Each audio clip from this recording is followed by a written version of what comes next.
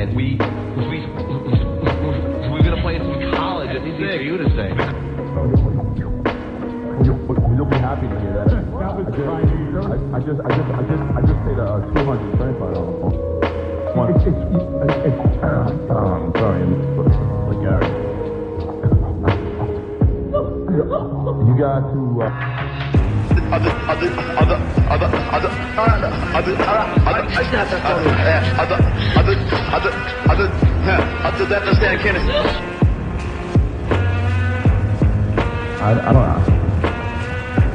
I don't know what they are.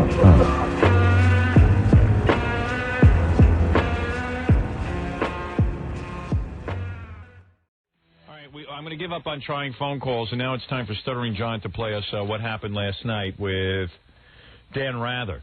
Dan Rather. Where was he? I don't know. We're going to find out. Where is Stuttering John? People are out lately. He's on the phone with his stockbroker? The market isn't open yet. Yeah. I bet that's true. I wouldn't doubt it. All right, here he is, Mr. Stocks. Mr. Stocks and Bonds. Oh man, just trying to make some money. What? Nothing. All right. How are you? Good. I'm all right. Where were you last night? Yesterday we got Dan Rather at Walden Books downtown. He was doing a book signing for his new book. Boy, you look a mess. Yeah. You look awful, man. It's pitiful. No, really, what's the matter? No, I don't know. I just had a couple beers last night. Oh, man, you look really wasted. Oh, you're so disturbing to look at. What's wrong with him? He's getting really fat. I don't know what his problem. Am I really getting fat? Yeah, man. It's like he's aged about 5 years in the last 2 months. Yeah. Talk, Mr. Prehistoric.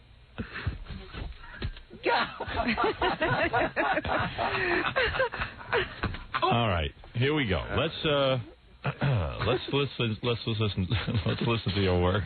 Anyway, so he didn't know. You know, I once interviewed him before. Yeah. Remember when I asked him what's the frequency, Kenneth? Yeah. So I went and told this guy, so he didn't even know. So whatever. Oh, you mean he went into this guy? Yeah, What's that? Isn't it funny to listen to him? So he didn't know. And he obviously didn't get any sleep, so he's stuttering even worse. But that's not even a stutter. That's a... It's not a snutter. That is a snutter. That's a disguise. Disguise. So, I'm pathetic. Well, you really thought Dan Rather would recognize you? You really thought he'd recognize you? Well, you think a lot of people ask him what's the frequency, Kenneth? You think he would recognize me, right? All right, let's. I don't think Dan Rather would remember you. Okay, well, regardless, I just wanted to set up how it was. We were outside in front of Walden Books. All right. Thinking about you. Yeah, Dan Rather's really concentrating on Stuttering John.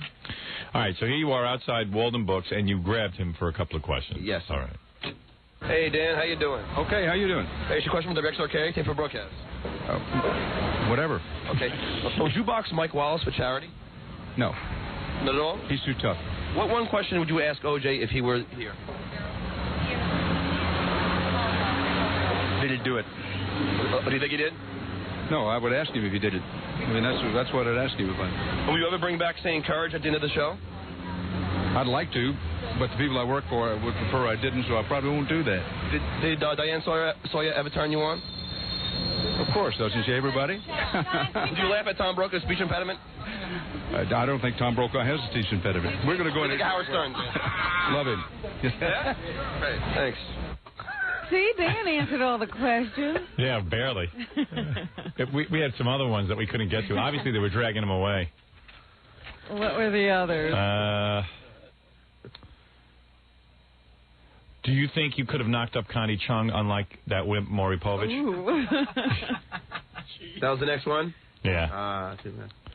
Have you walked off any newscasts lately to protest sporting events? Oh, you were going to get tough. Have you ever farted during the news? What do you think you should do with all those useless Haitians and Cubans? Oh, man, he would have freaked. Do you think that Michael Jackson has any true sexual feelings for Lisa Marie? And, of course, will you go see Private Parts, the movie? That's pretty funny. All right, well, at least he answered a couple of questions. Were there a lot of people there for him to get his book signed? No. No one, right? Not really. Who even cares? Yeah. How many people were there? No wonder he was standing around. We just wanted to be interviewed. Yeah. Looked like something was going on. With John for a while. Oh, that's got to be a pretty depressing day. Yeah, it wasn't that many people. I guess it dawned on him that nobody cares about his book. It's the same store that you did your signing at. Oh, yeah? How many people were there, like 10? Yeah, maybe like 25. 25? When people were out front, they're like, who's in here? I'm like, Dan Rather. They go, Dan Rather? Who the hell is he? Did he come with a lot of security? Yeah, he had a bunch of people. Isn't that funny? Like, isn't that the worst? Security. When you show up with like 20 guys for security, and there's more security guys than there are people online? That's got to be a real embarrassing thing. Not so much that it's happening to you, but other people are witnessing it. Yeah. It's one thing if you go and do something like that, nobody sees it. Yeah. The only guy who had less people was Larry King. Yeah. I think it finally dawned on Larry King after that nobody watches that show. He's so delusional, he thinks he's happening. A nitwit. No one was there for Larry King, right? No one. It was 5 people for Larry King. 5 people. And I think they also told some of the book people who worked there to just go wait online and make it feel good. Maybe that's what it was. Yeah. That's real bad, like when they're almost, like you see people online and they have those little store badges on, and you realize all of a sudden that it's bookstore people. So, it's like that nameplate. Yeah. Even when I do a sign, like your biggest fear is to show up and nobody's there because you got to explain to the book people. I guess we didn't plug it enough. Yeah, right. Yeah, hey. I should have got behind him more. I just started, my whole publicity thing. Yeah. A couple of weeks we could have changed. The book's only been out a month. Yeah. Oh, Jesus. That's pretty funny. He probably wishes Kenneth was there. Yeah. Dan Rather. Yeah. I guess Walter Cronkite laughs at him. Yeah. I'm going to take over the mantle, lose all the ratings. Pretty good. We got to take a short break, and then we'll be right back.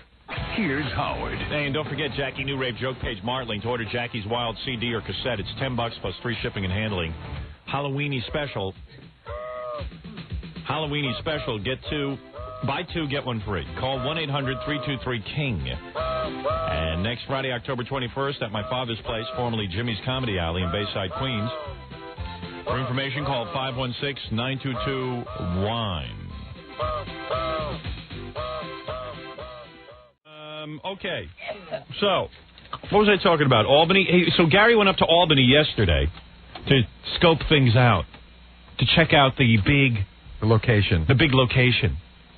Because we want to find out what's going on. We didn't want to just leave it up to what we read in the newspaper. Well, but we wanted to make sure your accommodations were correct. Took care of those. Yeah, he switched hotels for me. Really? Yeah, took care of that. And I scouted out the place where we're doing it. Yeah. How's that? It's good. It's more than an adequate room, and it's a nice place. Right. And they're really bending over backwards to do whatever they can because they don't want you to trash the place in any way. So they're gonna, they have it's really almost like a restaurant. Yeah. And they'll cook anything you want. Really? They really want you. You mean they're gonna serve food at the convention? Well, everyone else is eating a box lunch, but the potential governor won't have to do that. Oh, I see. Oh, cool. I'm getting special treatment. That's right. Is that what? Let me get this straight. Where is the convention? At this Italian American center. Now they serve Italian food there. Well, it's sort of like it's like a community center, but they have like a banquet hall. Like people have weddings there. And so it'll be catered? No, they're going to have box lunches. So how am I getting a meal? Because they have a restaurant there, for when they do catering there for you. That's what I'm saying. So it's going to be, our meals will be catered? Right. It depends on what you request. So if you want potatoes and turkey, I can No. Let's have Italian food. Really? That's the cuisine of the day. They can do anything. Yeah, I mean, why don't we have it's an Italian hall. We like a nice pasta dish, Robin, with a little shrimp. Nice, yeah. Won't that be nice? Shrimp. All the libertarians will be sitting around eating a box lunch, and we'll be sitting there getting served this big... That's going to be funny. Baked clams. Yeah, more baked clams, please. Yes, let's have a table where we actually have waiters sitting there with some towels wrapped in their arms while they're eating out of boxes. Yeah, hey, this is not acceptable. Do you want me to Bring the clams. While all the libertarians are eating out of a box lunch. Red wine. Yeah, more red wine for my friend. Hey, Howard, come on. Do you want me to call Alfredo's and get the recipe for rigatoni radicchio? Yeah, give me rigatoni radicchio. More rigatoni radicchio for my friends. Vote for me and you can have a rigatoni. So you mean the whole... I mean, don't we want to fit in with the rest of the convention? Do we really want to be singled out? Well, you don't have to. I don't know that you're going to be in the convention for the entire time. I mean... Right. Cuomo doesn't sit there and watch the whole process take place. No, but Cuomo doesn't do a radio show. Right. let's get this straight. So, and you're taking care of all my food and everything? Yeah, Peggy and I are going to take care of that. All right. You're going to be all set for the bus ride, prepared with meals for me? Everyone who's going to be on the bus, the order will be taken the day before. Excellent. Plus, the bus will be stocked with the appropriate snacks that are necessary. Slowly. Doing what he does best. No, doing what I do best is booking naked girls. Well, this is second best. So, he really does do that good. He's excellent at that. The one thing we have no dearth of. I hear him on the phone sometimes. He goes, look, if you want to be down here, you're going to have to be totally naked. And that doesn't mean underpants. It's sad sometimes as I walk by that office to hear him negotiate. Yeah, he really, and he's very, very brutal. He's very rough. Now, what do you mean by nude? Howard doesn't want to have you. You should hear me there. He goes, Howard doesn't want to be in there begging you. You're going to be naked. Get in there. What you have to do, get in there, and drop your clothes. Take off your clothes. Robin hit it right on the head, though. They said, well, we'll do everything. And I go, get naked? And they go, yeah. And I go, well, what is your definition of naked? Yeah, right. And they go, well, I mean, just my brow off. And no, that's not naked. Yeah, no, naked means not a stitch of clothing, except for heels. That's optional. High heels are fine. I hear him in there. He knows exactly what to say. It's amazing. People say, why do you keep Baba Fohai around? I go, for that precise reason. And he has no problem doing that. It amazes me that there are simple things that he comes back and he says, how do you want me to handle this? Yeah. That one he has. I know what Howard wants. Right. Howard wants nudity. There's no in between. It's clear.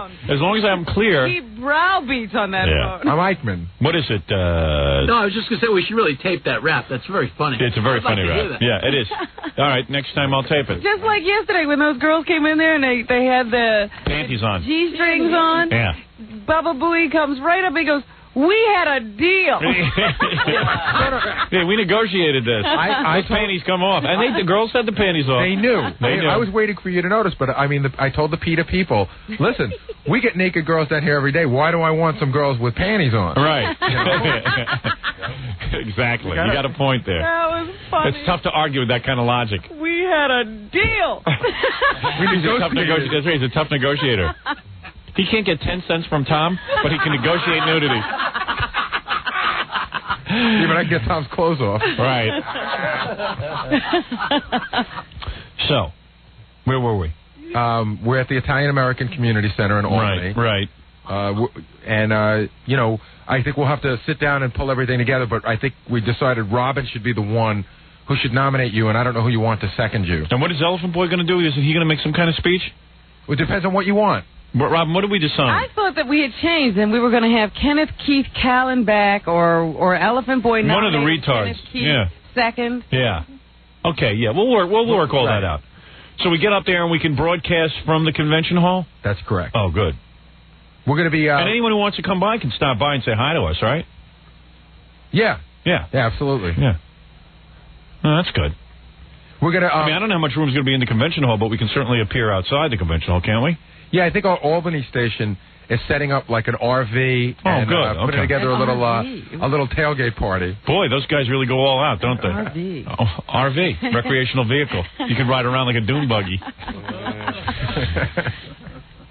Cool. We should have some bikini girls there and stuff. Well, I think we're bringing 3. Well, that's what I'm saying. We got Debbie and Elena.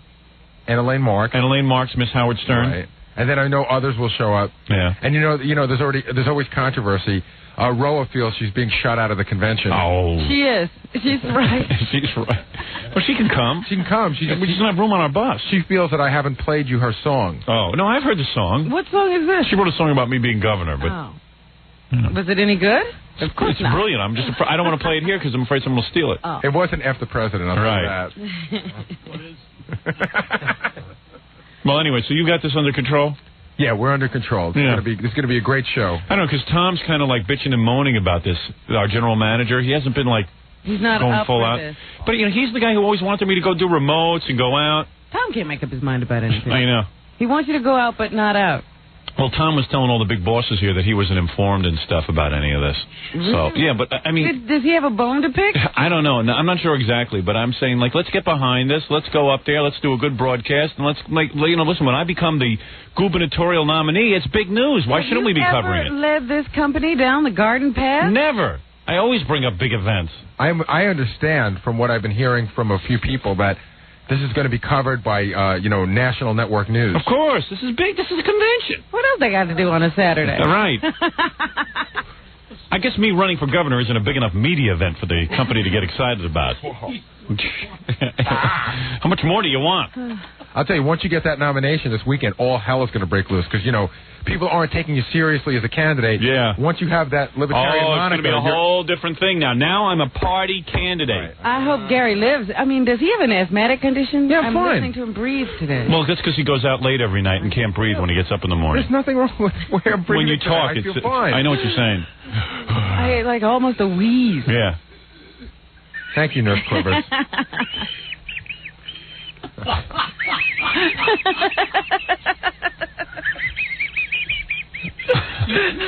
Gary, that don't sound good.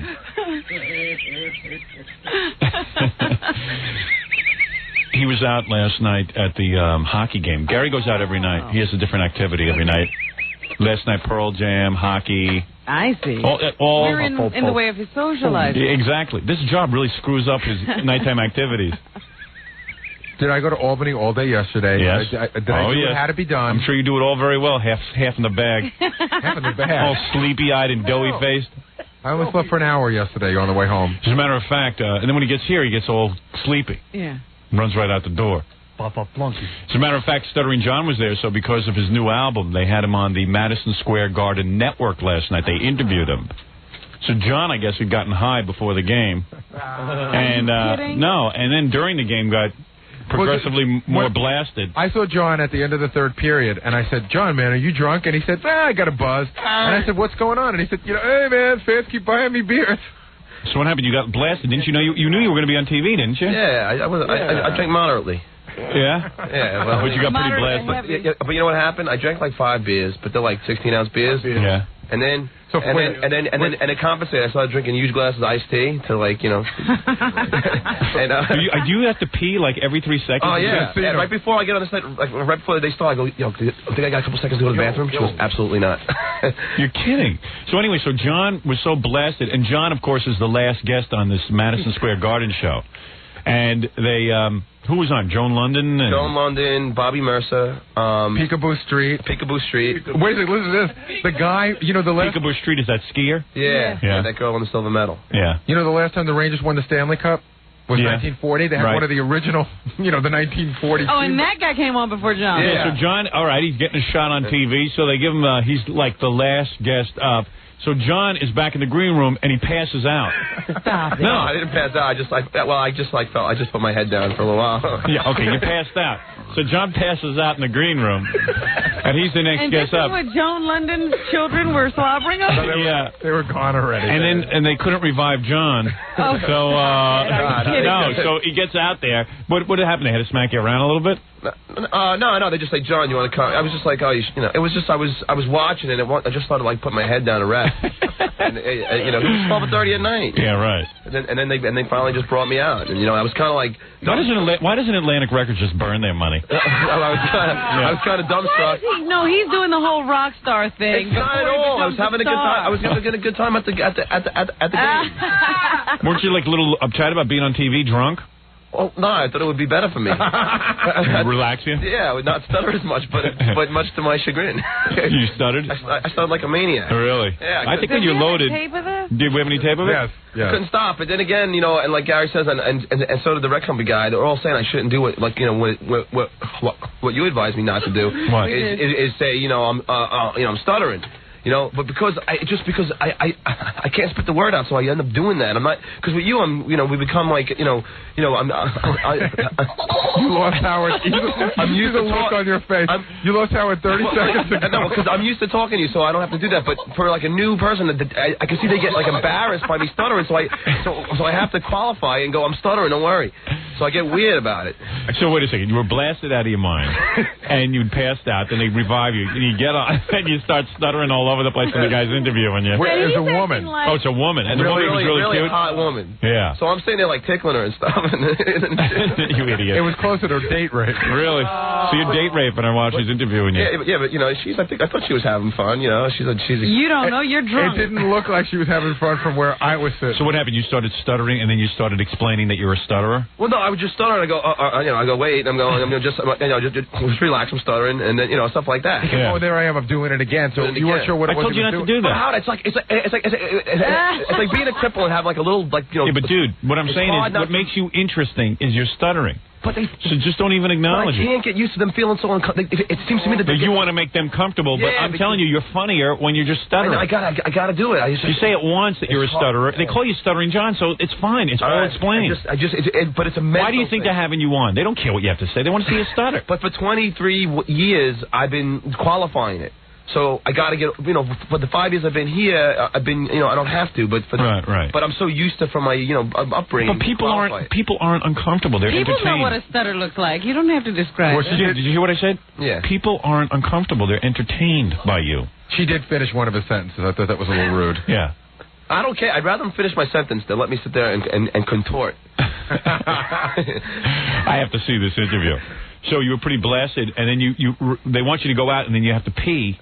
Yeah, you're holding it in. Yes, I'm holding it in the whole time. And they have these like little headsets, like look like you're like on like a set of Star Trek or something. Yeah, right. Like, you ever see those little like? Yeah, I know. With the little wire coming across your mouth. Yeah, John was working a little blue last night. Yeah. He had the headset on. He goes, "Beat me up, Scotty, you fat bastard." Oh yeah. That's what you were doing on TV? Yeah. I had a good time. They enjoyed it. I'll never be invited back again, probably. But, I thought it was fun. And what happened at that big meeting at MTV had? Did you get your record added? I find out today. Oh, you do? Yeah, I'm flipping out. So in other words, John puts out an album. Have some more beers. Yeah. John puts out an album. So, of course, you make this video. And there's a whole, I don't know, there's a couple of people at MTV that watch these videos, and they decide which ones get added. And sometimes they just add it, and they play it at night once, and they tell you it's added. Yeah. So you got to get added. Yeah. He needs heavy rotation. Yeah, otherwise you can forget it. Kiss that record goodbye. You know what? MTV has become what radio used to be in the past. Remember when program directors and the music director used to get into a room and listen to the records and decide? Yeah, there was actually something going on. That's a lot of power to give one organization. I hear some of the other music companies are getting together to start a music channel because... Yeah, a lot of guys are talking about competition. Yeah, because it's ridiculous. A lot of people put out music, but it'll be just like radio. They'll all play the same stuff anyway. They won't. None of them will add something that the other one doesn't. There'll just be two channels playing the same stupid tapes. You'll see. Because if that theory worked, there's 30 radio stations. Nobody plays anything different. So why would it be different on video? But anyway, so what did you do? They submitted it to MTV. It was viewed yesterday, but they don't let you know until today what the outcome was.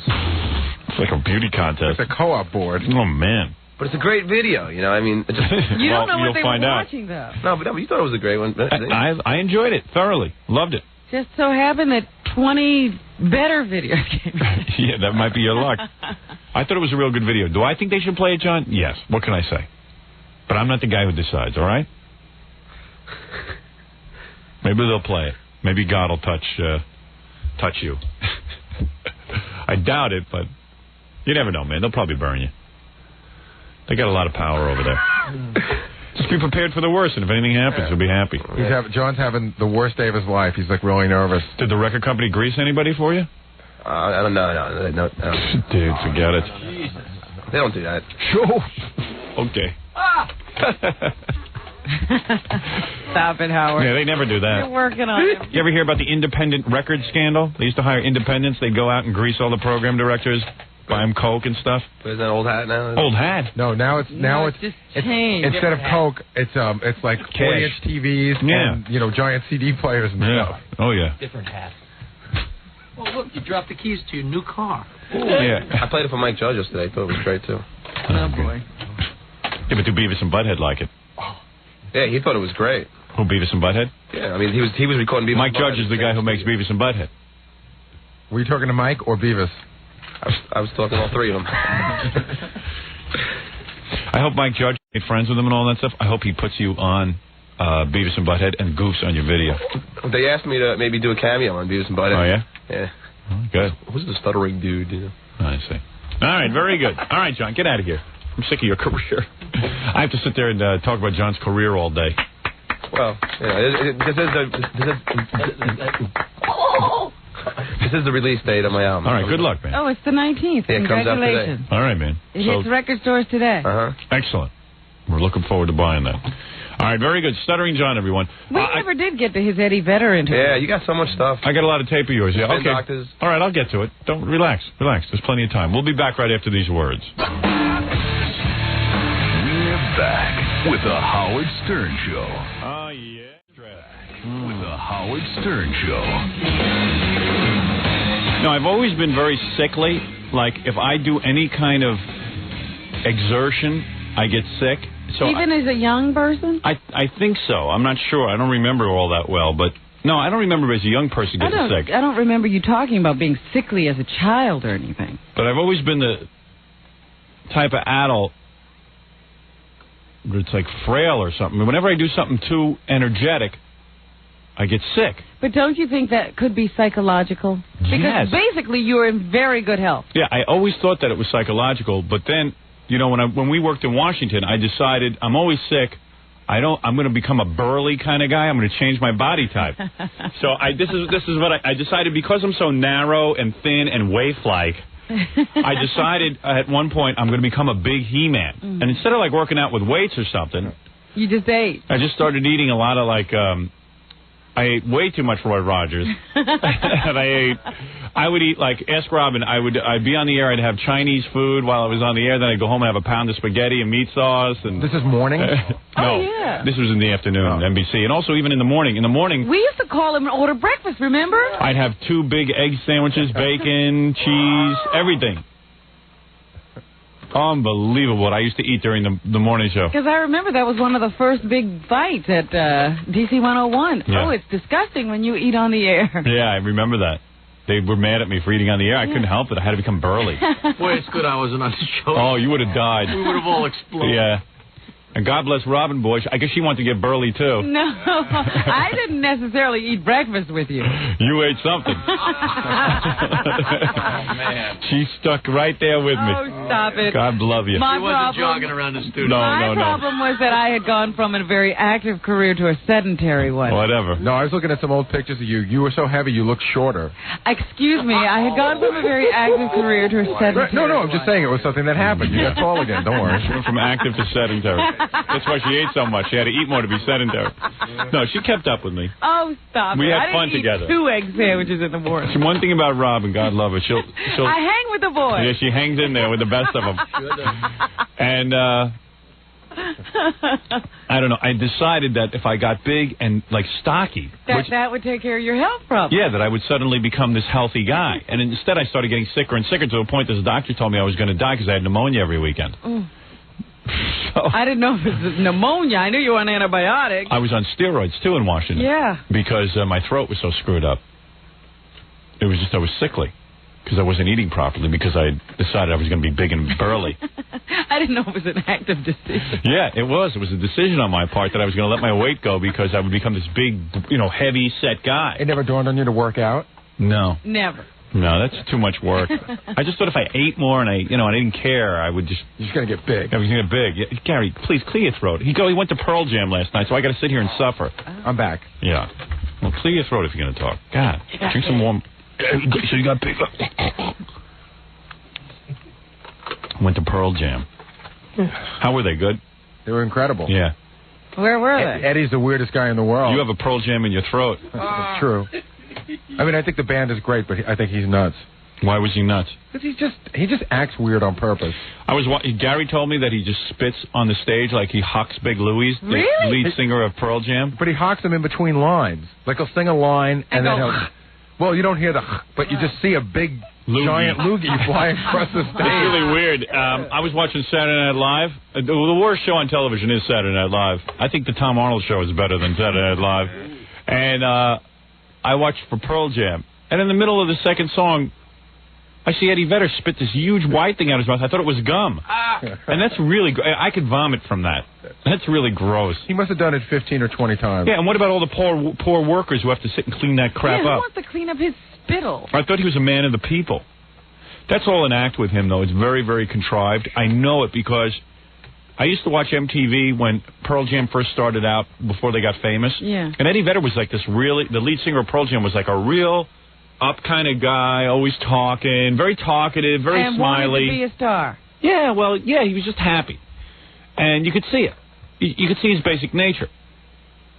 And then, even like in the movie Singles, he was starting to act like a rock star because they asked him to act like a rock star. So he was acting all moody and crap. So you know he has it in him to act like a rock star. So now you see him, and he's, you know, every minute he seems like he's in turmoil and he's upset and brooding, and he's got his hands, you know, covering his face, and his head is drooping into his hands, his cupped hands, and he's all messed up. It's contrived. You just know it. You can tell it's contrived. He was saying some very weird stuff last night. Oh, yeah? Like people would yell out, "Eddie, I love you." And he would go, "No, you don't, man. Pete Townsend said it best. You don't know me because I don't even know myself." Oh, boy. A-hole. Oh, boy. And then he did this really weird thing. I think it was a message to Kurt Cobain, but I wasn't sure. You don't love me, man. Well, he won't hear it. You don't even know who I am. Did you give a message to Kurt Cobain? I think it was a message about Kurt Cobain. He says, "I'm going to say F-man about 50,000 times now." So, of course, the audience cheers. And then he goes, that last song, it's like if you feel like F the world or F everybody or F off. And he just went through a whole list. He goes, "I'm telling you, man, life is a better bet." All right. His message to his fans that he's going to stay alive. There you go. So he can spit. It's like somebody bought him a rock star manual, and like he's following it. It's like Bruce Springsteen used to do that too. He's up to chapter 7. Except Bruce is such a dork. Eddie's better at it than Bruce. Yeah, but that spitting thing, I agree with you. Who wants to clean that? That was pretty bad. My wife taped Saturday Night Live for me because I fell asleep. And just when they got to the third song, which was Glorified G, my favorite song, I think that was Glorified G. I don't know all the names of their songs, but I don't know, it cut off in the middle of the song. The tape. Yeah. I know the two songs they rehearsed were Daughter and Rearview Mirror, and then a new song. Yeah. It was Daughter. It was Daughter he did, right, yeah. Oh, wow, the last that's song. one of the best. What? You know what I thought was weird last night, guys? They didn't do a live. And they didn't do Black. But What? I thought maybe they didn't do a live because Kurt Cobain maybe or something, you know? No, they didn't do it because the lead singer of Pearl Jam feels like, hey, man, I hear those songs on the radio so much that I don't want to do them. They've become too commercial. Well, he said about Black that it was, I think I read somewhere he said it was bastardizing the message, that it was so overplayed. Of course, if nobody gets to hear it. What good is it? What good is the message? It's bastardizing the message. That guy's weird. Just they buried on the record. I wish I just had a clip of all the things he says on stage. I hate when rock stars talk. You still have me interviewing him. What? You still have me interviewing him. Do you? Yeah. Where is it? It's up, I don't know. Somewhere. I should play some Stuttering John this morning. I want to take a few phone calls, though. That guy's real lucky, man. He's this close to being a mailman, Eddie Vedder. Just came this close. Because that's what John will be if his record doesn't hit. He'll be a mailman. I'll quit the radio, and John will have nothing. He has his investments. Oh, that's right. I forgot. What are you going to do if your record doesn't? When is it be officially released? Tomorrow? Yeah, tomorrow. Did you play the video for MTV yet? Today. Oh, today? Are you going over there? No, they have a big screening process where they screen like 40 videos. Oh, good luck. Good luck. Yeah. Can you imagine all that work you put into it, and those guys reject it, and it's absolutely worthless because where else are you going to play it? I know. That's the thing. The box. Why don't you even get on Saturday Night Live, man? Did your publicist try that? I don't think so. No. Why don't you try? Get a gig on there. Why not? Maybe they'll take you. They tried Jay Leno. They turned us down. He did? Supposed to be the guy who screens the story ideas. Yeah. It's like I don't know. It's like a musician, and he says no way he's coming on. Why? I don't know, man. I can tell you. No way. Why is John laughing? Why are you laughing like an idiot? Why is everything caving in? I'm embarrassed. If you weren't embarrassed up until now, you shouldn't be embarrassed now. You're embarrassed. I was talking to somebody about John. You know, this is going to be so tough because John got like his first sort of lukewarm review. Really? It was an Entertainment Weekly. It was a little box. What did it say?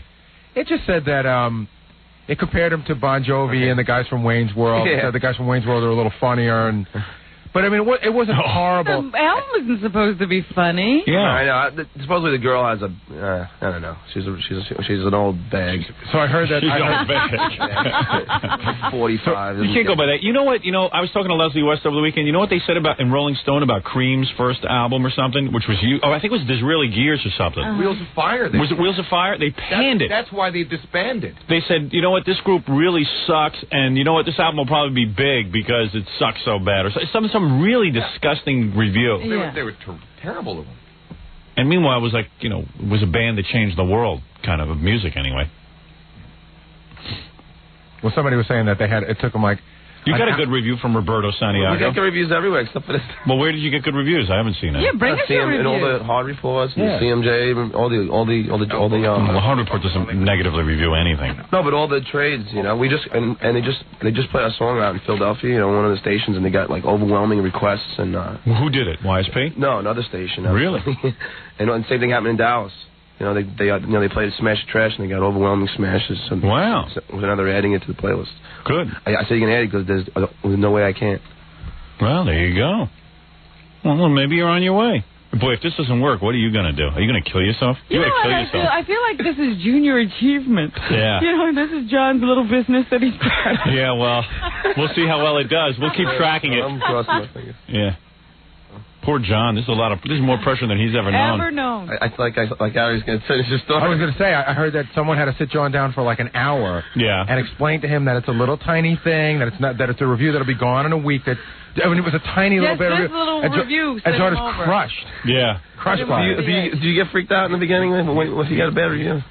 Not really. I always expect bad reviews because I think what I do is garbage. So I agree. I tend to agree. A good review is bad. Yeah, I'm not particularly a fan of myself. See, you have a high opinion of yourself. My problem is I have a very low opinion of myself and tend to believe But that isn't it they're right. generally true in rock and roll that if you get a good review, that's bad? That's what they say. Yeah, I don't know. I mean, it doesn't mean anything because, I read Rolling Stone every week, and they review tons of albums that are really good. They give them 4 stars. They give the new Boz Scaggs. And that doesn't sell any records. Yeah, they gave the new Boz Scaggs 4 stars. I don't care what you tell me. Anybody heard that? Yeah, it's not gonna sell. You trust me. It's just not gonna. It's Boz Scaggs. It's over. Someone smack him in the head and tell him it's over. Boz. It's over. Stop making records. Dude. Yeah, stay home. Count your money from the other records. What was that song he used to do, Boz Scaggs? Low Down? Yeah. He does a song called It's Over. Yeah, play that for him. Over and over. Right. But, no, I know what you mean. A negative review can really kill you. I know, when I wrote my book, and I got all those positive reviews, that really got me going. Yeah. That got me going. They got me all fired up. But even the publicist warned me, he says, you see all these positive reviews? In about 4 or 5 months, then they'll have to review it negatively because there'll be press backlash. They understand the press to a T. You can't. They know exactly how the press reacts to stuff. Yeah. And they were right. In about 5 months, and you started to see every article was like, it's not a good book. You know what I mean? They got so annoyed that it was #1 for so long. They just started writing that it was bad. They got hostile. They couldn't take it. It was like, hey, I've been writing since I was 12, and this guy comes out with a book out of the box, and it's better than anything I ever wrote. I can't stand it. So it was that kind of thing. When it first came out, nobody expected it to be good. And then all of a sudden it was good. Caught them by surprise. Caught them by surprise, and they had to write a positive review. And then after everyone got used to the positive reviews, negative reviews came out. But by then it was too late. I don't know, man. I don't know. I don't understand the music business, though. I don't know how it works. I think if you don't have MTV playing your video, you might be in trouble.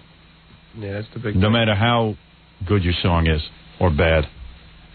You know what I'm saying, Robin? Except for rap. Rap doesn't get Rap has a very loyal audience. Doesn't get on anything and it sells like 1 million. Yeah, I don't understand that at all. I thought black people had no money. White people are buying rap. Are they? Yeah. Jesus. The hell did that happen? What happened to the world, huh? What's your record label again?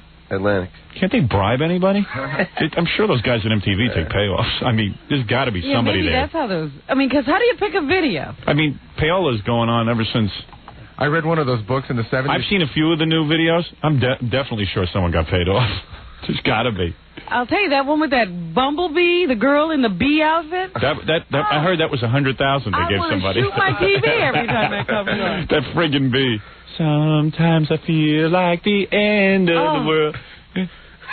How could that be a hit? It's insane. You know that song's around for a year. Yeah, the video made that song. The song was lingering on the album. Yeah, I heard the girl in the bee costume stops at everyone's house. That's how they got it on. They went door to door. You know, I read in a book, like in the 70s, in the middle 70s, or the late 70s, they used to FedEx Coke with the record. Yeah. So they would just put the cocaine in the box with the record. Cool. Can't anyone do that for you? I mean, I don't know if anyone at MTV takes payoffs, but I'm sure you can find somebody willing to. Seems to me if you want to get to the top, you give them a couple of bucks. Worthwhile investment. Greaser. I still can't figure out how Tommy Mottola made Mariah Carey a star. There had to be something going on there. Trust me on that. Hey, we got a couple of girls waiting to get naked. And how you know, my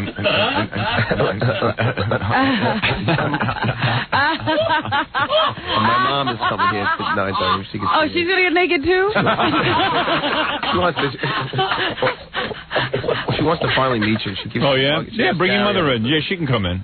I'd like to meet your mother. Did you know that she tried to meet you 3 times and has been foiled at every attempt? Really? What? I didn't know. I just found this out last night. At the TV show, you didn't want to meet anybody, and then at the what TV show? At the Channel 9 show, she came there and she wanted to meet you, but you were too busy. Yeah. And then really? and then she came to the radio show and you had a client meeting. So she's like, she's trying one more time while he's on the air.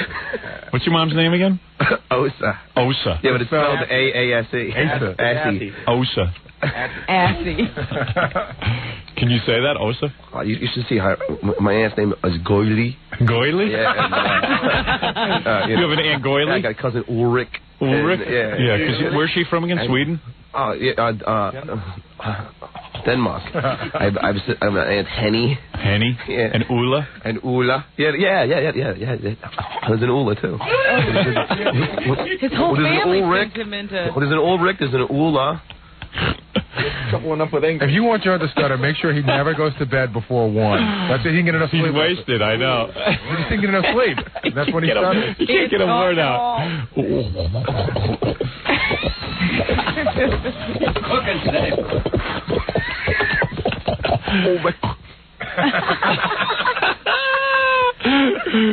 And my aunt...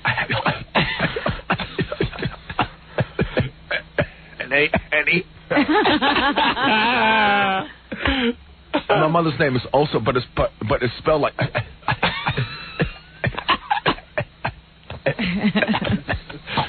Funny thing is, Fred's doing an impression of John holding up that spot sign. He's holding up the spot sign. Yet he won't multi-talented. I say you are unbelievable. All right, let me take a break. There's women here who have to take their clothes off. I don't know what that's all about. I'll tell you in a minute. It's very important that they get in here. They have an important message. Your eye is hurting because of this pressure of not being able to have these women. Robin, when you find out what this is about, you're going to be very sorry you spoke up. Yeah, you don't understand. This is for a good cause, this nudity. Just wait. All right, we got to take a break. I want to hear your Pearl Jam stuff and all that. There's a lot of stuff. Yeah. His Liam Neeson in the bathroom interview was pretty good. All right, we'll get to all that. Dan to Holyfield I get to. All right. And I'll take some phone calls, too. We'll be back right after these words. The Howard Stern Show.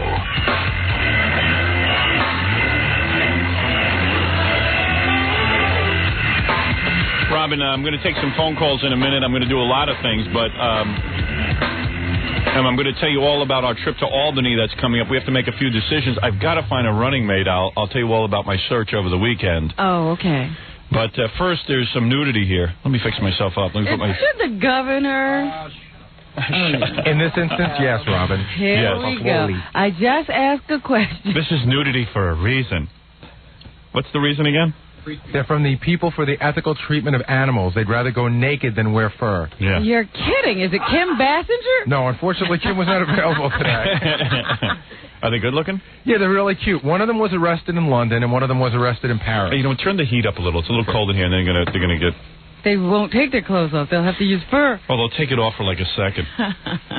So what is this? They come around and get nude to make the point? Yeah, I guess. And I said, okay, let's have them on. They're against the abuse of animals, so they get naked. But are they models?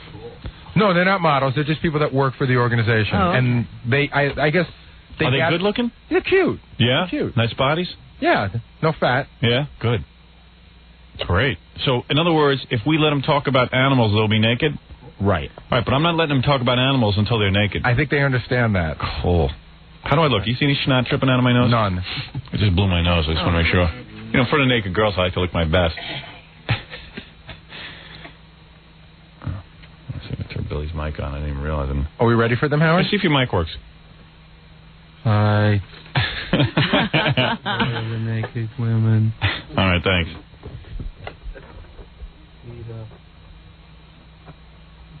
Gee, Bruce left just before this happened. Yeah, well, he goes, boy, you guys got great timing. He has an appointment. Just as well. I don't want to look at naked girls in front of my brother-in-law. Hey, Robin, as long as you're here and they got him here. Here we go. I know that you and Stuttering John are like... No, we're not having any fight. We're not having any fight. Stuttering John had a surprise party, and I know I couldn't be there, so they asked me to sign a giant birthday card. Yes. To Stuttering John, and I signed the card, Stuttering John. And you refused to sign it? Yes. Why? Why are you involved in things like this? I'm not Just sign involved in anything. Why are you always having a war with people? Doesn't like me anymore. So I said, why would anybody ask me to sign a card? That's because Robin tells me that she, off the air, she only tells me what I need to hear. You don't even want to hear that. And on the air, she's the real Robin, but outside the studio, to me, she's all phony. Now, Robin, was this the old you or the new you? No, he said to me, this is the new me. That wouldn't sign. And why would, somebody tells you I don't like you. Right. I didn't even know John was having a birthday party. His friends who were throwing it, I guess, or something, came up and said, Robin, we have a big card for John. I said, John doesn't like me. Why would you ask me to sign? Would you like you after you told me that stuff? You didn't get enough advance notice to sign the card for John's birthday? No. What is he talking about advance notice? No, she said that why would I sign a card for somebody who doesn't like me? I wasn't going out of my way not to sign John's card. I didn't even know anything about it. They came to me and said, Robin, there's a big card for John. And I said, well, why are you asking me? John doesn't like me. They know he doesn't like me. I always questioned why you were involved with John anyway. I never understood the... Get because you like to talk to him. Right. See? So who the hell wants to hang out with that? So that's why you hanging out with me. To get information from the show, correct? But I'm saying you shouldn't be you should just be like, oh, there's John. Hello, John. That's all. No, because she likes. So you should be able to sign his card. No, he announced to me, I really don't like you. I don't want to be friends. I was like, I announced to her. No, she announced to me that she is just, she's, BSing me all the time. I never said. You said off the air. No, I have it off tape. You said off the air. You're But you involved me in this conversation. It was all on tape with the e-cams. And she gave me this whole, kind of rundown how off the air she just gives me what I need to hear. And why would you say something like that? I mean, why are you involved? You know what this was all about? This was about Fred and his wife. Yeah, you know why? Because when Robin's with me, has nothing to do with me. But if you're acting in a surreptitious way, you've got to play low-key. You've got to just say, you're getting good information. But here's what happened. I went out there. John was fuming because he couldn't understand why it was all right for everybody else to kiss his wife but him. Right. So I'm trying to see where his mind is on this whole thing. And he's carrying on about Freddie having problems with him when he played with him. Go ahead, yeah. Freddie doing this. So how'd you get into trouble? Yeah, so because Howard, mind you, Robin says, okay. I said, well, maybe, Fred may have this attitude about you. Maybe he's a little jealous of you or something. So then John goes on, and it comes a big thing on the air. Right. Because I said Robin come back, and I say, Howard, John's out there with all these feelings about Fred. Right. And we talk about it on the air. Then John wants to draw me into the argument. I don't have bad feelings about Fred. I'm not going to say bad things about Fred. All right. So but I say to John. Okay for you. Yeah, but Robin, you being two-faced because off the air with me, like, oh yeah, maybe. I just wanted to get information. Oh yeah, well that's what I'm talking about. So in other words, Well, listen, I am the same as you. I always egg people on good, but I don't tell them that I do. I can't figure out if Robin acts like John's friend. Howard, you know the difference is. In the mid, I had to say, Howard, you know the difference is. I don't feel this way on the air. Off the air with you is, at least you don't sit and torture me off the air. Right. Our show don't stop. Right. She tortures me, puts me through. I've seen her. I mean, puts through mental games that only her father probably did to her. Right. You know what I mean? And now she's gonna do it to me. Right. So that she would do that. Didn't play mental games. Well, whatever. I mean, all right. She didn't. Her father was mental. That was it. What did you do? You believe something? No, I don't think so. No. Okay. What? No one knows what you're talking about. All right. But anyway. All right. So you refused to sign his I card. didn't refuse to do anything. I said, if John doesn't like me, why would you ask me to sign his card? I was trying to do him a favor. Right. He's got a birthday. Why does he want to see the name of a person he hates on? Oh, that's not refusal. Wait a minute. I'm just saying, John has friends. They're throwing him a party. He doesn't want some person he can't that he doesn't like, right, on his birthday card. But Howard, I mean, if you could be, Judge Howito right now. Right. Listen, I'm going to tell you about Robin. Want me to tell you about Robin? Want me to say anything? There are 6 Robins. I count 10. There's the old Robin. There's the new Robin. There's the cured Robin. There's the Robin who engages you in conversation off the air. And then there's a Robin who engages you in conversation on the air. How many is that? 6? 5. Then there's 5 Robins. And how about the nut? What? How about the nut? No, it's 5 Robins. See, I can't figure out if Robin is that shrewd or that not cured. I don't know. About how you're saying that this is all a big game that you're playing to get information out of John, but it also sounds like you're a little wacky too. What? Well, he's saying that you're too involved with these interns. You should be. I'm not involved at all. They think I am. Well, but see, this is my point. You're thinking of the movie. My point. They go to your house. She breaks bread. She gives her own information of personal things that she would only do to a friend. That's not true either. Okay. Well, I knew half our book way before it came out, years before. Which half? Even about the, What, about a father? Even about the molestation. Well, I knew that too. Okay, but everybody knew it. Well, whatever. So I don't think she tells everybody that. So you have this like good friendship and everything, right? Everything's going along good. And then she comes out and says, you know what? That was phony. That's not me. Right. On the air, the one that hates you is me. See, that's your interpretation. I don't hate you. I don't hate you on or off the air. The one that's always put, that's the real me. The one on the air who's always like, chiding. That's me. The nice one, who's sometimes nice one off the air is not, Make up the your real mind, me. John. Either I torture you off the air and on the air, or I don't. I mean, listen, how can she not get me crazy? If she's crazy, then of course she's going to get me crazy.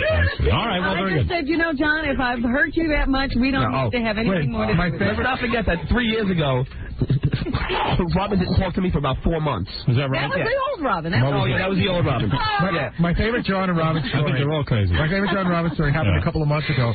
John and Robin go to the movies together, and just as the movie's starting, Robin turns to him and starts chastising him about something. And John says, "Wait a minute, I want to talk to you about it." She goes, "Can't you see the movie starting?" She goes to me. She goes, "You did something today that could affect your future and piss off all your superiors in your career. It's so bad what you did that I don't even know if I can tell you. Robin, what is it? Shut up, the movie's starting." So for 2 hours in the movie, I'm going, I'm going nuts the whole movie. And she sits there. This is the kind of talk. This is only one incident. This is Mr. Practical Joke. Wait a second, Robin. If somebody did that to you, you would have a fit. You would have no, you could care. Oh, yeah. Howard, she would have a fit. She was having me crawl into the fetal position in her car, killing me, beating me up in the car. Mr. Practical Joke. Why was he? That's a practical. No, that's Robin being abusive because it's just you're the one transferring Miss Quivers. Oh, you're too. You're being abusive because you were abused. I don't know what's going on. She's taking it on Well, John, it's over. What's the big deal? You're in a position, Robin, to be, obviously, you're a lot older than me, so so you're in the, the higher position in that relationship. So I'll come to you for advice. So then I come to you for advice, and then the same person is torturing me. Well, is that? I don't even know what he said. Gary, you understood it, right? It's so hard when you're a stutterer. I don't know what he said. so lost in the entertainment.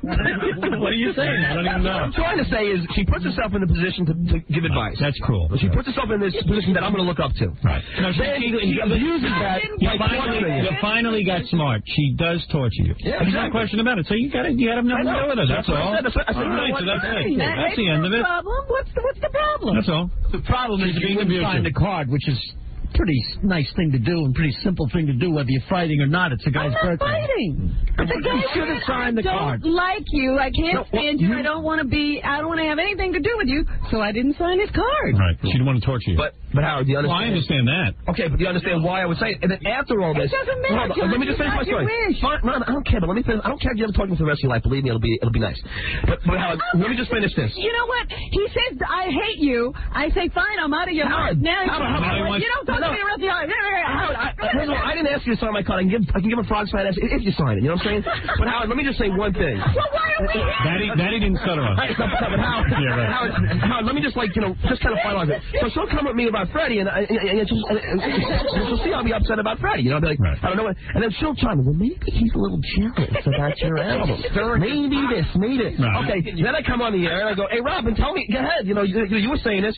I never said anything. Right. You know, you're two-faced. Turn around, let me take the other one. You have these feelings. I'll tell you exactly what I said. I know you have these feelings. No, that's BS. I really don't that's feel the way that way. you rationalize it later on. I don't feel that. That's the way you remember it because you're more convinced that convince yourself that's how it happened. Just like all your hopes happened. I don't know what you're doing with John anyway in the first place. Well, my theory is she get rid of John because now she's got Gorilla. Yeah, and good luck. She's torturing him too. Right. No more than you. Oh, I heard about your cat letter. You know what? I haven't. I forgot to bring it in. What? I got to bring in the cat letter.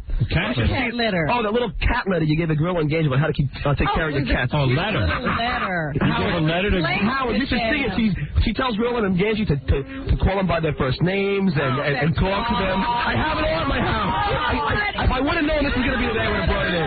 It was a cute little letter. It was a joke. It was a joke. I'm telling you. I'm telling you, you go home in a straitjacket. What? You should go home in a straitjacket. Fine. Well, you're going to lose a friend for life. No, he's already done that. You know what's funny about that letter? I had someone read it, and they said, wow, who the heck is this?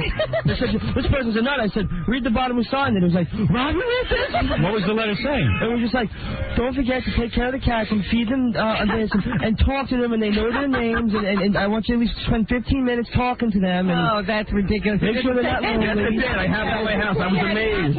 I felt like I was reading a... What's going on in that apartment? It was a joke, Howard. I had to leave them instructions as to how to, what to do for the cats, because they were watching my cats while I went away on vacation. And instead of just writing a cold letter, I made it a joke. A joking letter. But me being the good employee thinking, wow, if I don't talk to the cats, maybe they're going to... Did you talk to the cat? I don't know. I was like, good cat. You know, he's probably afraid to get a camera on there to see how you treated the cat. He's afraid that if he screwed up, she'd go nuts on him.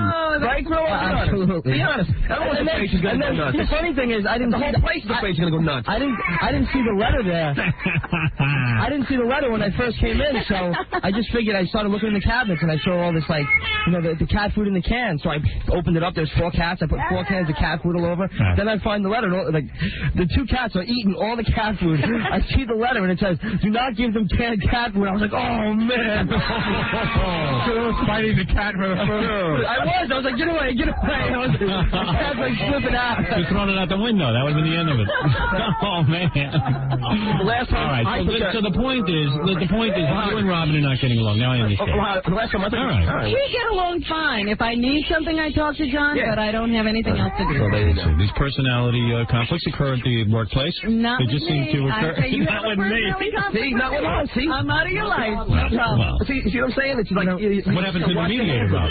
I tried talking to John to only have him turn to me and say, I don't like you. I don't want to have anything. I said I don't like you after you told me that the you off the air was phony. How could you like somebody that's phony? 2 days after this incident occurred, I went to John and I said, John, I'm really hurt that I hurt you. But how can I believe that? That's off the air. It's phony. Oh, listen, she apologized to you. And I tried. Do it on the air. Do it on the air, Robin. To me. She made do it on the air, Howard. Do what on the air? You should do it on the air. On the air is the real Robin. Do it on the the air. Do what? Apologize to me on the air, Robin. No, off the air, when Howard can't hear you. Right? Do it on the air. Come on, I want to hear the real Robin. That's when he announced I am right. Howard that he wanted to have nothing further. Because I don't believe her off the air. How she just told me it's all phony off the air. I'm supposed to believe her apology off the air? I don't care. Of course, because I could care less. Be open-minded for a second. I'm being open-minded. This is retarded. I've never heard such nonsense. Listen. Off the air, OJ is running around free, and I'm listening to this. No, Howard, off the air, she tells me that everything off the air is phony. Then she apologizes. Am I supposed to believe that? Come on. Listen, let me tell you something. I mean, they were all nuts. If you feel Robin is abusive to you... No, I think Robin just... When you feel Robin is abusive to you, you're right. You shouldn't have anything to do with her. That's absolutely the case. It's not a necessary function of the show to have you two get along. Well, when push comes to shove, I'll shove you out before her. Of course. I would never... It doesn't matter to me. I could care less. Robin doesn't have a problem with anybody. So for your paperback, could you make an appendix where you list all the people you don't have a problem with?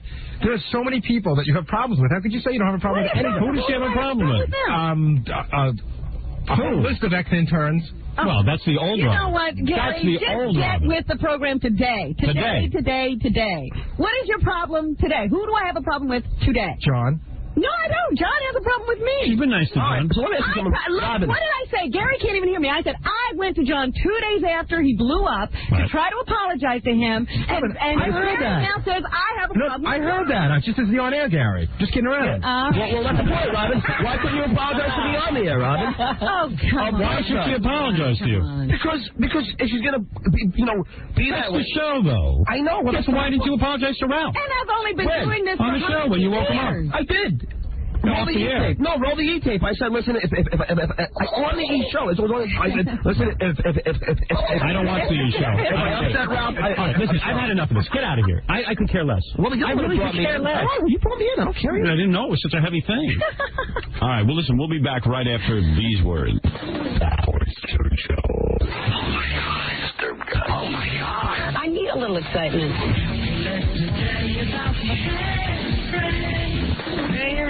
I know what it's like. Keep the wheels up in the field line. Do you really know what it's like? Keep the Howard Stern Show. Don't end it? You want more? Listen, no. Here is the point. Here is the point. It's not being Here is the point. Here is the point. You are not getting along with Robin. Robin has said to you, she attempted to get in touch with you and straighten this out and has not been straightened out, so she is now ignoring you and you are ignoring her. Yes, is that correct? I'm not ignoring him. Like I said, if I have something, John told me I only want to have, we will have a professional relationship. Howard, John's heart is broken. They've been good friends for years, and John always thought they had a really good friendship, and now he was mistaken, obviously. He was asking him for information. Yeah, exactly. He's hurt. Exactly it. And then she apologized. You know what? I can tell you how many times. Wait a minute. What? It's Lucy and Charlie Brown with the football. She's going to apologize to him off the air. I hate peanuts. I hate peanuts. Well, but everybody knows what I'm talking about. And then she's going to come in here. I never know what you're talking about. Honest to God. Lucy and Charlie Brown. Everybody with the football. Don't you get it? Okay. All right, explain Lucy. No, excuse me. No, I'm not going to turn it on you, but I don't understand Lucy and Charlie Brown. For years, Lucy would hold the football and with Charlie Brown. Every time he went to kick it, she'd pull away and he would fall on his ass. It was a running gag for years and years. It's the same thing with her. She's going to apologize to him. He's going to accept it. Then he's going to tell her something, and she's going to come back and do it to him on the air again, and he's going to get crazy again. What's that got to do with football? You know that's right. You know that's right. Her function on the show, Robin's function. Let me explain to Johnson. But wait a minute. I have told him, I have never lied to him. He would sit there and say, we are really good friends, Robin. We'll be friends after the show is over, even if the show were to break over. I said, no, John, we won't. Right. But honestly, I have said that to him. In the same breath, say that? In the same breath, after you told me how much you love me. Correct? Is that true? See, you're a freaking liar. That's what I'm saying. Who wants a friend like that? See, she's laughing. Is that true? You're telling me that? I love everybody on the show. There you go. Except for Gary. You know what I'm saying, Robin? No, I even love you, I love you,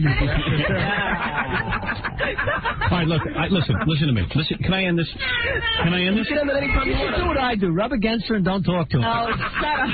It's like Lucy. She always pulled it away. He always told her to It's like Terry and the Pirates. How is it like Terry and the Pirates? Oh, no, I mean, it's more like Miss Peach. Cartoon analogy. It's like that bird, Woodstock. And let's face it, if I hadn't asked Jackie to explain that analogy, no one would Broke stop. down the phone. One caller asked me to now I explain get it. it. Go ahead. Ask one caller. Ow. Join in.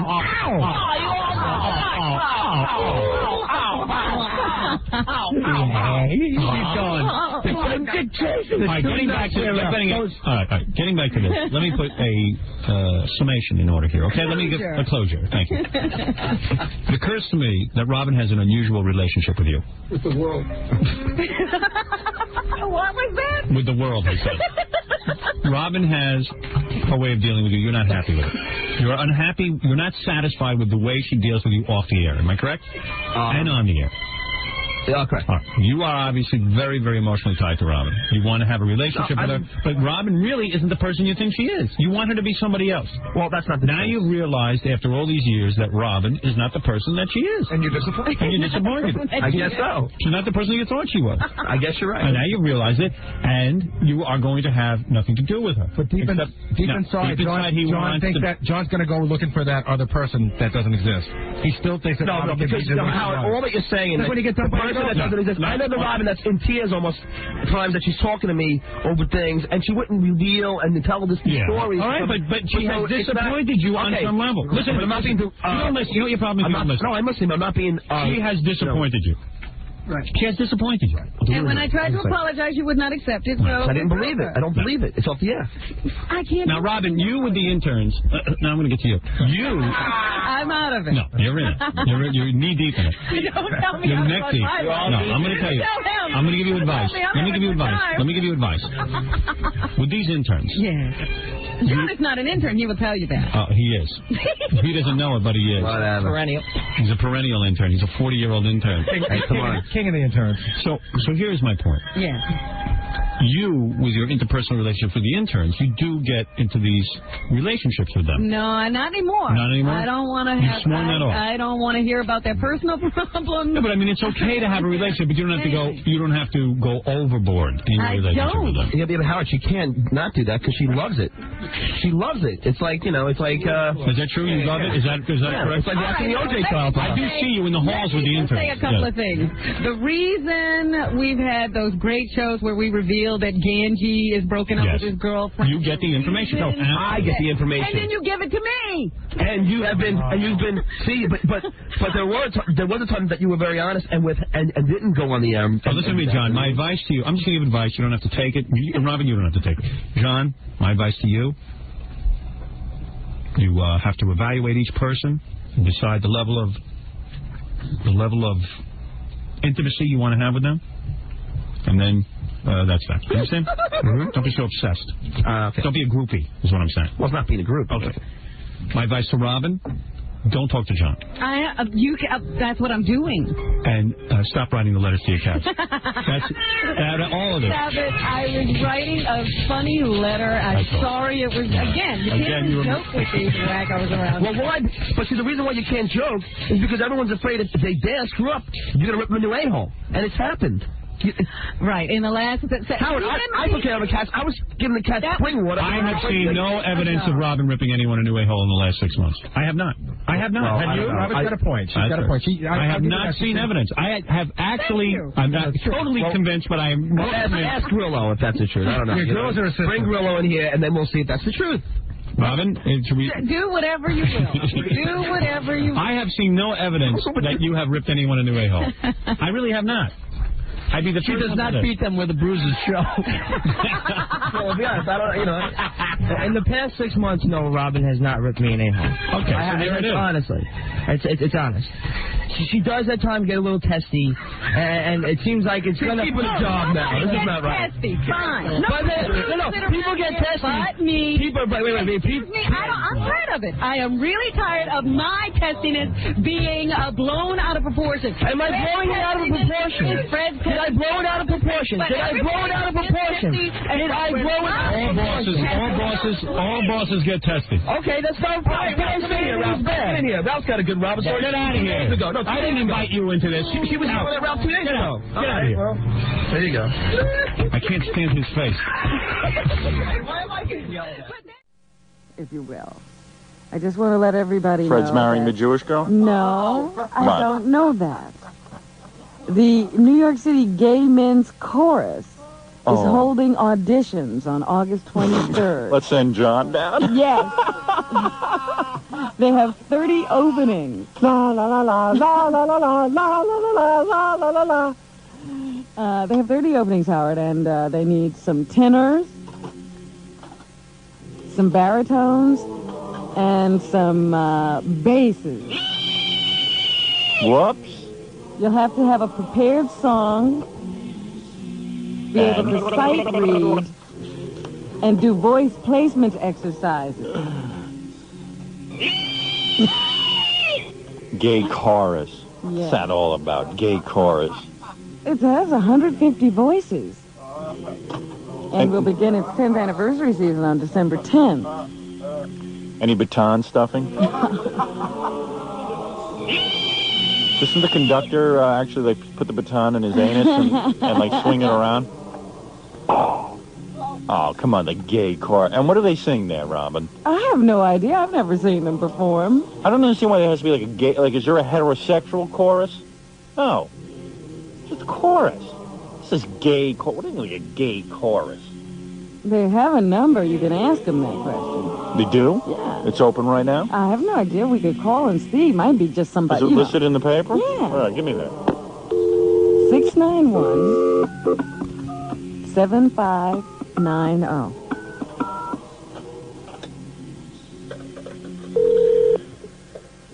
She's a jolly good fellatio or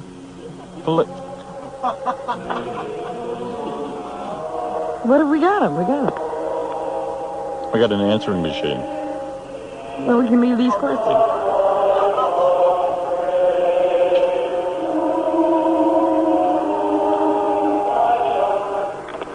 Hi, you've reached 691-7590, the New York City Gay Men's Chorus. It's summer now, and the chorus will be taking a much-needed vacation after we return from Seattle and the Gala Choral Festival. Then it's back to work to prepare for our 10th anniversary season, which promises to be our most exciting and festive season ever.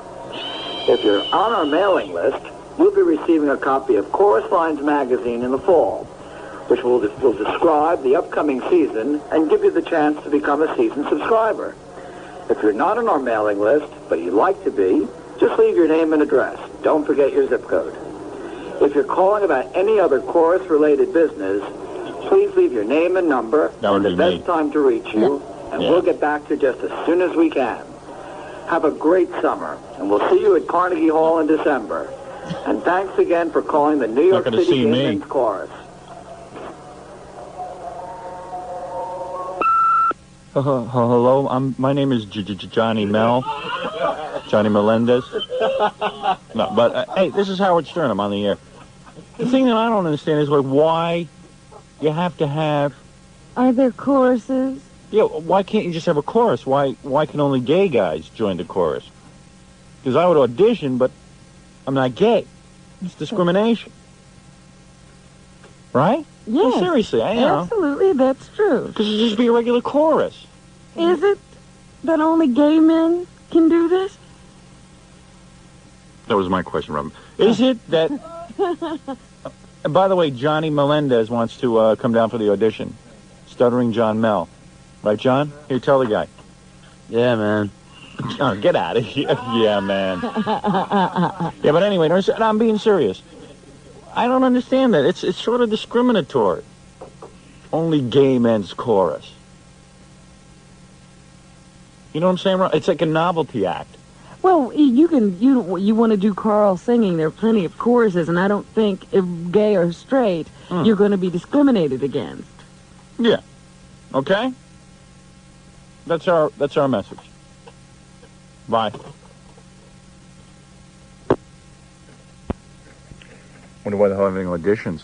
Probably everyone's dropping like flies, you know? I said 30 openings. Yeah, that's interesting. 30 openings.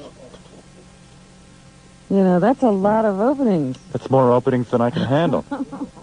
But anyway, so, And in all sections. yeah, I mean, no discrimination there.